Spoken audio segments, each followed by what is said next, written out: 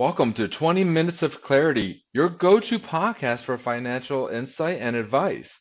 I'm your host, Jason Noble, and joining me today is Andy Merchant. But we're going to be talking about what's not mainstream topics, but still very important. So you got to stay all the way through because we have some tidbits that's going to really put more money in your pocket, less going into paying premiums for healthcare throughout retirement. So this is really an important topic for those that are already like working right now, right? So we're going to start right here from working today all the way in throughout retirement and healthcare considerations.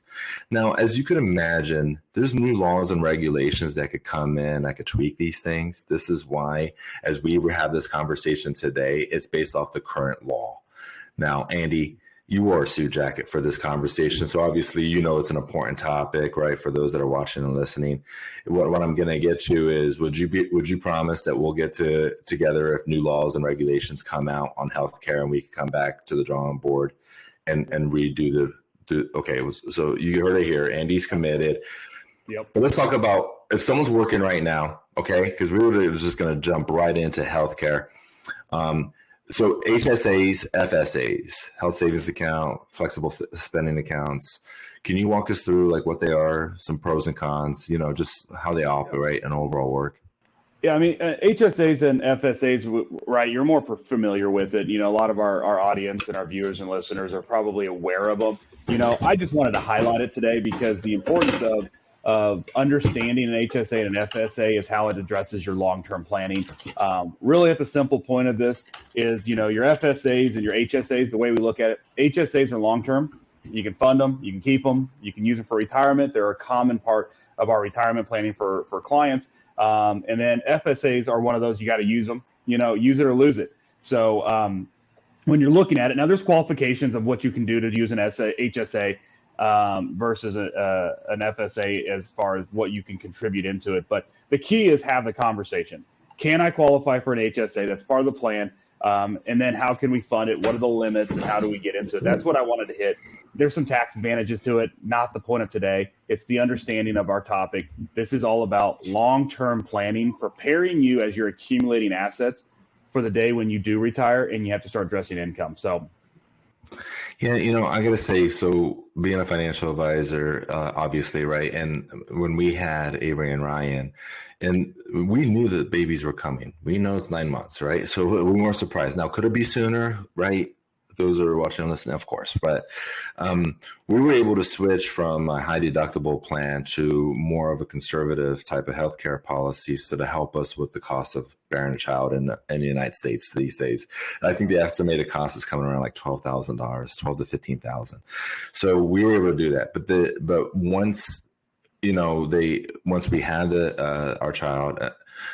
And then in the next year, during open enrollment, we went back to a high deductible policy so we could still go back into the HSA, health savings account.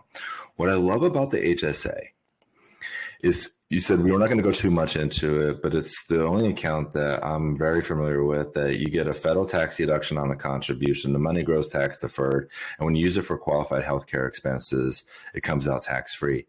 That's all great. But what I think the gravy on this is it could be carried forward into retirement. So you separate from service, you still have your HSA. It can still be used for qualified healthcare expenses. And depending on the marketplace, the private insurance that you get before you go on to Medicare, it could be used for the premiums as well. So you're using tax-free money to pay the premiums on the healthcare policy. Great way of, I don't give a lot of credit to legislatures in our country. They did a good job on this one thing. I'll give them that, okay? But if you're picking up what I'm putting down, you could carry on the HSA throughout retirement. And it could really serve an important purpose and aspect with early on retirement income planning and healthcare planning. FSA, not so much. Right? You got to use it or you lose it kind of thing. And you're going to use it. You're going to find ways to buy Q-tips and stuff to use it. Right. But it's like one of those things, right, Andy? It's going into know how these things work your HR departments, most of them, they're really good at giving you information so that you can make better informed decisions. But I also go, what kind of conversation are you having with your financial advisor? And if you're going to go at this on your own, you're doing a good job by tuning in to 20 minutes of clarity so you can learn these concepts and so you can make better informed decisions on your own. But if you're listening in and you're working with another financial advisor and they're not having these conversations with you, then it starts to go into scratching your head going, why not? Yep. And is it because they don't want to? They'd rather talk about the markets? They'd rather talk about how much you're putting in the contributions? Or are they really looking at the complete holistic picture? And this is why we created 20 Minutes of Clarity, is to bring these topics to the forefront. And we address this in our Clear Picture Wealth program. So these are the things that we're doing. But let's go back into HSA versus FSA. You did a really good job, a high-level overview on that, enough to where people could take that information and start doing some Google searches, go to the HR department, learn more about it. Are you okay if we transition now to like early retirement? Let's say somebody retires before the age of 65 when Medicare kicks in. What are some of the things that they're going to be facing that we should probably talk about? Yeah, I want to go into that because I think that as we were talking ahead of this call, that was the focus today. I think that's the biggest takeaway to help people that are listening and viewing to simplify their wealth planning, the complex relationship. And I think that before we jump into that, Jason, I want to highlight, if you go to clearpicturefinancial.com, because we're going to be talking a lot of, kind of detailed stuff. It's going to be hard to pick up sometimes when you're just listening, but we've got some great white papers on clearpicturefinancial.com. All the topics, including this one, have a supplemental downloadable white paper. So for those that want to refresh it and see some of the detailed numbers we're putting out, make sure you go to the financial website, check it out, download it, and I think you're going to get more out of it than just hearing the two wonderful voices that we're bringing through the speakers right now. So, well, yeah, you look at adult retention rate information and you go, okay, if adults hear something, they have a really good retention rate instead of versus just seeing. But you download that white paper, you can mark it up.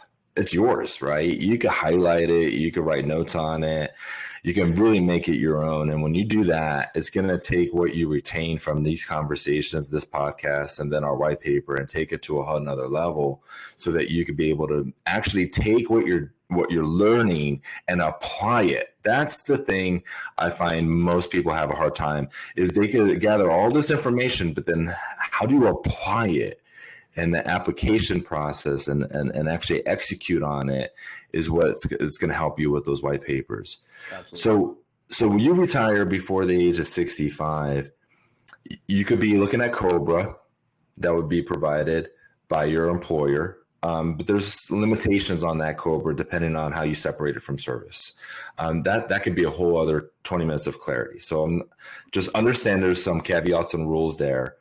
But let's say you retire at 60, you got 5 years. COBRA's not going to carry you through the 5 years. So for those out there that have health care provided by their former employer, awesome, wonderful, congratulations. You could probably fast forward for the next 10 minutes or 5 minutes because we're not talking to you. We're talking about those that have to go to the marketplace. The Affordable Care Act, Obamacare. These are all the things that it's called, okay?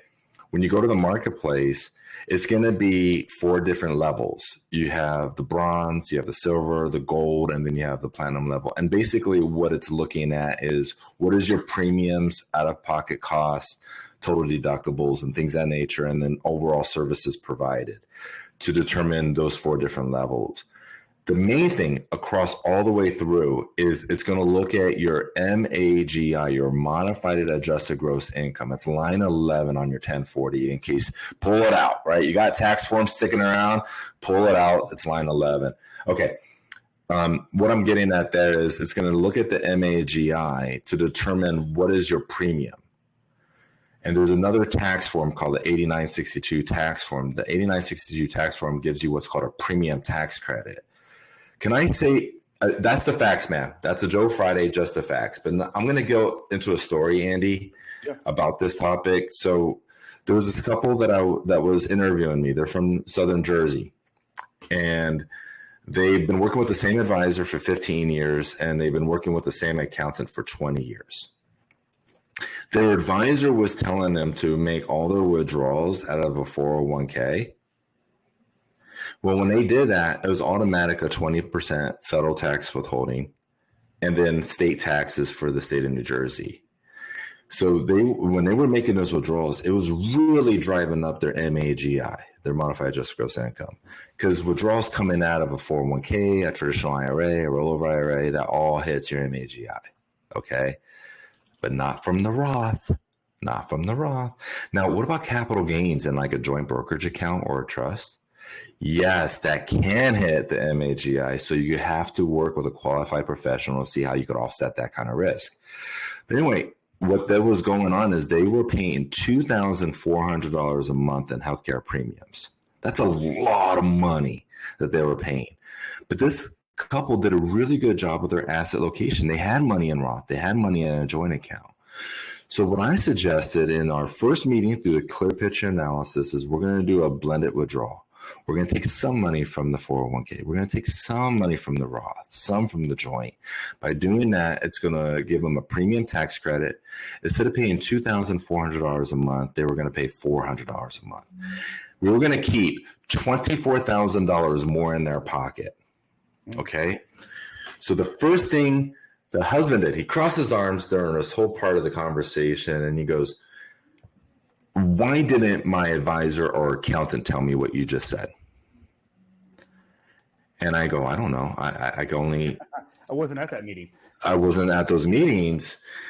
Yeah. And he goes, I've been working with my accountant for 20 years. He's the best accountant in the area. And I go, if you really value his opinion really highly, why don't we give him a call, see if he could jump into the meeting? Yeah. Accountant was available and he jumped in, which was amazing. And I said, hey, so we're going to do a blended distribution to lower the MAGI for the PTC on the ACA. And by doing this, we're looking at a premium tax credit of about $2,000 a month.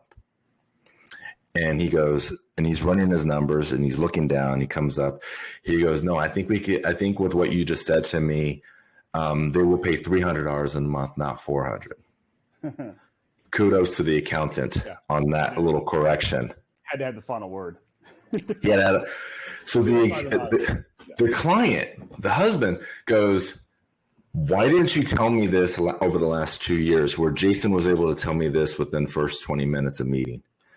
And the accountant was like humming and hawing.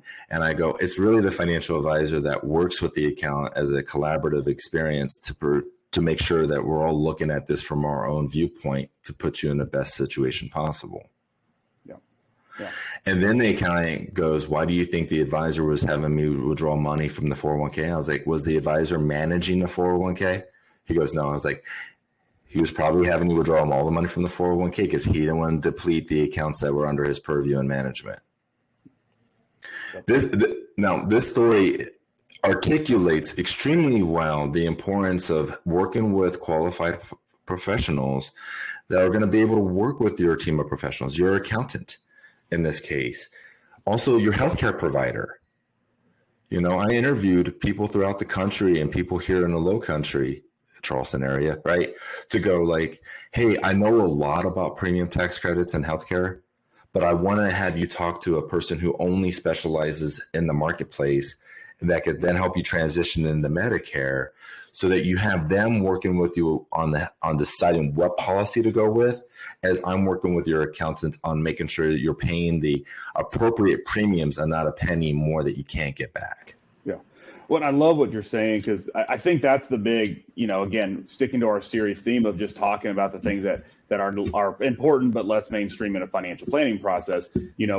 Our goal, right, is for those that are viewing, listening, engaging with us on a regular basis, is that we want you to be in control of your money, control of your wealth, and in control of your retirement date. We oftentimes talk about it's not about retirement date or retiring, it's about work optional, right? And Jason, I know both of our offices and our clients we work with, oftentimes people are like, I'm going to continue to work. I don't really want to. I'm 62. I'm kind of tired. I want to go spend time with family, right? Because we're not getting any younger. And the whole reason you say, well, why are you still working? If we could model it, they're like, well, because I need healthcare, right? So what you just outlined for everybody, that's why we do the planning we do early. You can't come to us the day after you retire. You can't come to us when you're 64 and do this. You got to come to us when you're 55, when you're 45. You got to start thinking about as much as you can. We understand it's going to change, right? The purview and the strategies are going to be out there. But if you're not planning ahead, if you're not contributing to Roth IRAs or if you're not building liquidity, Jason, you made a good point on income distributions, but just what if you could fast forward that? I mean, think about it. Fast forward that 10 years. Part of our analysis is always looking about, do you have enough liquid buckets, cash, taxable accounts? Why do we like that? You have more control over the income of how that shows up on that line 11, right, of the tax form, right? If there's the difference between cash flow and taxable income, right? You need to live on money. If you have your own money coming to you, then that's helpful, right? So I've got similar stories, not going into it because I know we got so much to unpack. We might even have to think about doing a part 2 of this, Jason, right? Just kind of going maybe. Because I know there's so much more, but that's why we are stressing it right now, is because if you do proactive early planning, you're going to have a lot more control of your income, and you're going to be able to get some of these credits and save $24,000. I mean, come on, right? 24 is not a small amount of change to retain in your own pocket versus giving to the insurance carrier. Yeah, over a 3-year period of time, it was $24,000, about that per year over a 3-year period of time before Medicare kicked in. That's more money working in their portfolio, compounding and growing over time. It just expands what's going on later on. They were extremely grateful. I get a Christmas card from them, believe it or not, right? They're like, thank you so much, right? Yeah. Now they know they're saving this, but there's no statement that shows that they're saving it. They just know they're not paying it anymore, right? It doesn't show up on any return statement. It doesn't show up on their performance review. It doesn't show up in there. It's just there, right? And we have to remind them because, we don't bill on stuff like that. That's just a value add that we bring. It's part of the process. It's part of the wealth program. Well, so I'm going to tell another story. It's a great transition into Medicare planning. This couple was 63 years old, and their current advisor was telling them that they were going to be looking at doing a Roth conversion. And I said, okay, listen, I'm all for Roth conversions when appropriate. You do it right now at 63. It's going to really impact your look back on Medicare with the IRMA. They're like, what are you talking about? And I'm like, okay, let me just use current laws today. That's the thing about Medicare planning, is I always look at what it is today, because things will change over time, and we got to make sure we adjust towards that. And that's why I started that with the caveat in the beginning of a conversation. So there is a 2-year look back. And so looking at the numbers for 2024, if your MAGI was a married couple, family, generally over $206,000, you weren't paying the $174 a month per person. No, it jumped up. And depending on what it would jump up to $244 or $350 a month per person. With this Roth conversion, it was going to pop them up to $455 a month per person. Now, that was not introduced or discussed with that current advisor. So if the current advisor said, we're going to do a Roth conversion, but just so you know, your premiums are going to go from $175 up to $455. Maybe the client will be like, no, I'm all good, right? But they didn't have that information to make an informed decision. So thank goodness they met with me to get another pair of eyes, another opinion on it. They were great with communication with me, saying my current advisor suggesting this, and I was able to articulate why they shouldn't do it yet, right? But now we're in the Medicare, for those that are picking up what I'm putting down. Again, Medicare will look at your 2-year look back. And so if you have high income 2 years ago, then that will impact what you're paying in premiums. So what could increase your Part B premiums, your Part D, your drug policy premiums? Well, income in the year that you stopped working, that could really trigger unexpected increases. Required minimum distributions. You sell your home because you downsize in retirement, or you wanted to move near, the grandkids. Nobody moves closer to the kids. It's always the grandkids. Mm-hmm. You got muni bond income coming in. You did a Roth conversion, like I just said in the story, or you have an inherited IRA and you got to withdraw the money within a 5 or 10 year time frame. These are things that could really trigger it. Now, Andy, you asked a good question with me in just the prep of this call about of our conversation with regards to RMDs. Well, no, and RMDs, and here, Jason, that's what I love about live podcasts, and what we do is we can make decisions. And here's what I'm going to propose before I answer that question: is we want to stay true to 20 minutes of our time. We want our listeners to stay 20 minutes. This is unpacked. This cannot be unboiled in a minute, right? So I think we're going to have to do what the famous movies do and give everybody a cliffhanger. You left a cliffhanger. How do RMDs impact you? You have to tune in next week. I think we got to go this because it's fair to the topic. It's fair to the content. And fair to our listeners to stick to 20 minutes, because I don't want those that have their 20-minute drive have to get out of the car for the most important part of the message. So you just heard it from ATM, the money guy, Andy the man merchant. I'm Jason Noble. You just watched and listened to 20 Minutes of Clarity. Thank you for tuning in. And until next time, be ready because we're going to go a deeper dive into Medicare planning. Thank you so much.